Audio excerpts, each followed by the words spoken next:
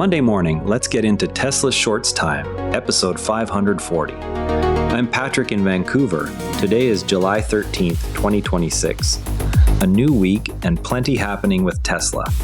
Tesla's Fremont factory teardown signals the shift from legacy vehicles to Optimus production scale.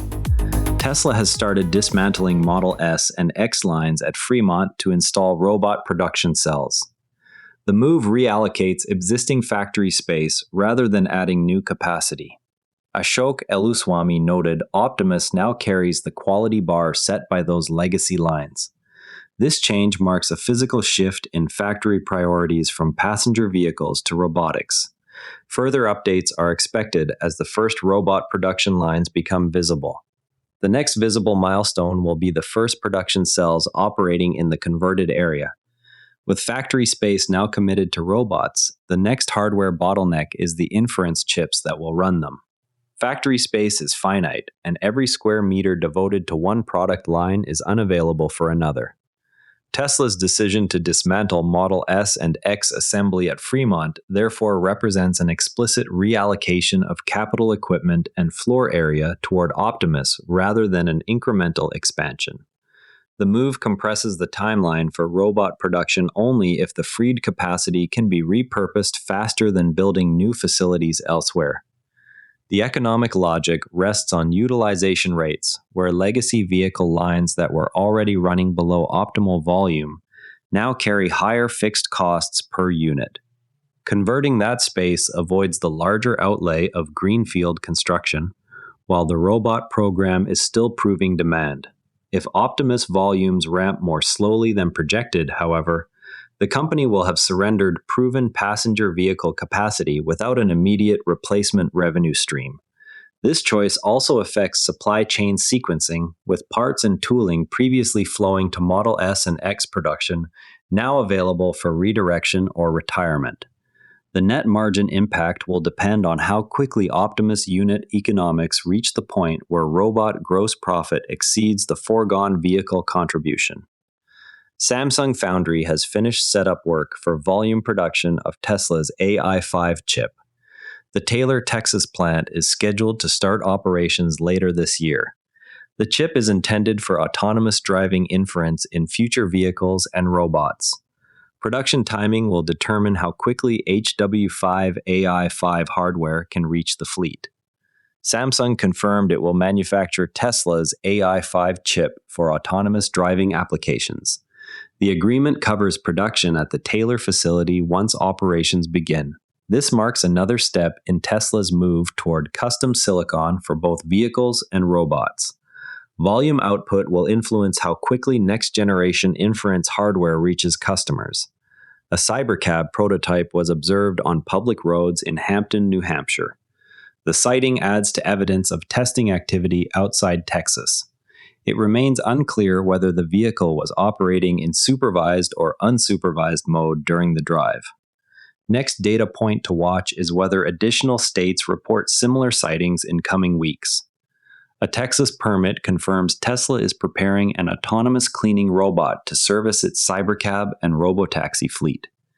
The system is designed to operate without human drivers at dedicated hubs. This infrastructure step addresses one operational requirement for scaling a driverless network. Deployment timing will depend on vehicle production and regulatory approval. Tesla's profit per vehicle has declined sharply and now sits near Toyota's levels after earlier wide leads. The drop reflects pricing pressure and mix shifts rather than production issues. Gross margins on vehicles remain under scrutiny as the company invests in robotaxi and Optimus programs. Investors will look for margin stabilization signals in the next quarterly report. Jefferies analysts raised their Tesla price target to $400 from $375 while keeping a hold rating. The move follows Tesla's Q2 delivery beat of more than 15%. The firm credited the strong automotive quarter for the adjustment. Listeners should watch the next earnings call for confirmation on whether delivery momentum continues into Q3. Tesla captured 30% of all imported vehicle sales in South Korea during June. The result came as the country's total imported vehicle sales rose 37% to 38,059 units. Tesla has now exceeded 200,000 cumulative units sold in the market over 10 years. The milestone highlights sustained demand even as local competitors prepare responses. Tesla and Hyundai jointly criticized a proposed state EV tax that would effectively have electric owners subsidizing hybrid purchases. The companies called the structure perverse because it reverses the intended incentive direction. Both firms argued the policy would slow EV adoption without clear environmental benefit. Regulators in the affected state have not yet responded to the joint statement.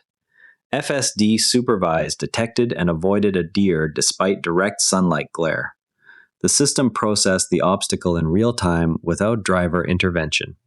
This incident demonstrates continued improvement in edge case handling under challenging visibility. Observers will track whether similar performance holds in upcoming software releases. Thieves in Nevada removed 11 Tesla battery trailers over several weeks, removing equipment valued in the millions. The incidents targeted high-value energy storage assets rather than vehicles. Local authorities have not released details on suspects or recovery efforts. The scale of the thefts raises questions about physical security at storage sites. An Australian owner detailed daily use of a Model Y as a family hauler, noting range, charging habits, and interior space. The review highlighted how the vehicle handles school runs and weekend trips without major compromises. Real-world efficiency figures matched Tesla's claims under mixed conditions. The account adds to the growing set of long-term owner data from right-hand drive markets. An owner reported 2,500 miles in the base Cybertruck AWD and concluded the truck remains competitively priced at $70,000. The review focused on build quality, utility features, and daily drivability rather than performance claims. No major issues were noted in the initial period. Continued owner reports will show whether early impressions hold at higher mileage. A customer reported that Tesla recalled one Powerwall unit, drained both batteries over several months, and ultimately offered to replace the pair. The sequence left the homeowner without full backup capacity during the outage period. Tesla has not commented publicly on whether this reflects a broader service policy. Affected owners will monitor whether similar cases surface in other regions. Ben Shapiro publicly asked Tesla to develop an 8-seat SUV or minivan to serve larger families. Elon Musk replied that the company is doing its best on the request. The exchange highlights ongoing customer demand for more seating options beyond current Model Y and X configurations. No timeline or confirmation of development has been provided. Investor Ross Gerber stated he prefers his Cybertruck to his Rivian for daily use, yet remains critical of FSD performance. The comments separate hardware preference from software capability in one owner's experience. Gerber's view reflects a split assessment common among some early Cybertruck buyers. Future FSD updates will determine whether the software gap narrows for this group. A comparison test showed the Model Y's screen-centric interface outperforming vehicles with up to 50 physical buttons in usability metrics. Testers noted faster menu navigation once drivers adapted to the layout.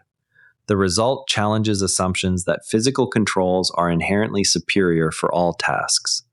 Future interior designs from other makers may incorporate similar screen density. Before we go, keep an eye on whether the next earnings call confirms delivery momentum into the third quarter. That covers it for today's Tesla developments. TSLA closed at $407.76, up $1.21, 0.3%. Share this episode with a fellow Tesla enthusiast if you found it useful, and subscribe so you don't miss tomorrow's episode. I'm Patrick in Vancouver. Thanks for being here. And before you go, this show is part of the NARA Network, a family of daily podcasts on tech, science, and markets. Each one a short, sharp briefing you can finish on the commute. If today earned its place in your feed, here's your next listen. Models and Agents for Beginners, Artificial Intelligence Explained Simply for Beginners and Curious Teens. Find every show free at naranetwork.com. Want the written briefing with source links? Each show keeps a summaries page on naranetwork.com. Scannable, dated, and free. This episode used AI voice synthesis of my voice. Editorial selection and analysis are my own.